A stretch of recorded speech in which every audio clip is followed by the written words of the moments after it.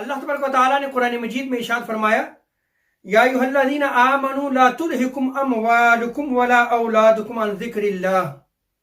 ومن یفعل ذلک فاولئک هم الخاسرون۔ اللہ تبارک و تعالیٰ ارشاد فرماتا ہے ایمان والو، تمہیں تمہارے مال اور تمہاری اولاد اللہ کے ذکر سے غافل نہ کر دیں، اللہ کی یاد سے غافل نہ کر دیں، اور جو ایسا کرے گا وہ نقصان اٹھانے والوں میں سے ہوگا۔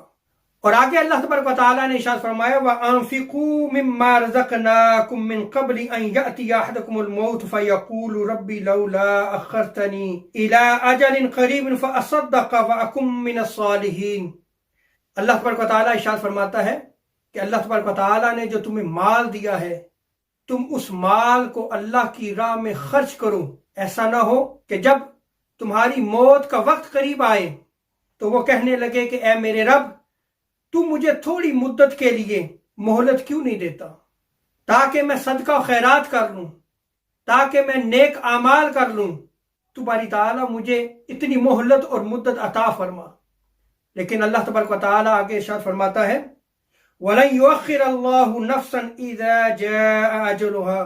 کہ جب موت کا وقت قریب آ جاتا ہے اور جس کی موت کا فیصلہ ہو چکا ہوتا ہے تو پھر موت کو مؤخر نہیں کیا جاتا۔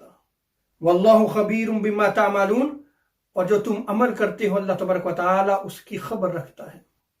حضرت عبداللہ بن عباس رضی اللہ تعالیٰ عنہ کی بارگاہ میں ایک آدمی بیٹھا ہوا تھا، اس نے عرض کی اے صحابی رسول، موت کے وقت صرف کافر ہی تمنا کرے گا کہ باری تعالیٰ مجھے واپس لوٹا دے۔ تو اس وقت حضرت عبداللہ بن عباس رضی اللہ تعالیٰ عنہما نے سورہ منافقون کی یہی آیت نمبر 10 کو تلاوت کیا کہ جس میں اللہ تبارک و تعالیٰ مومنین سے خطاب فرماتا ہے کہ اے ایمان والو، تمہارے مال اور تمہاری اولاد تمہیں اللہ کے ذکر سے غافل نہ کر دے، اور اللہ تبارک و تعالیٰ کی راہ میں خرچ کرو قبل اس کے کہ تمہاری موت کا وقت قریب آ جائے، اور اس وقت تم یہ کہو کہ باری تعالیٰ ہمیں واپس لوٹا دے۔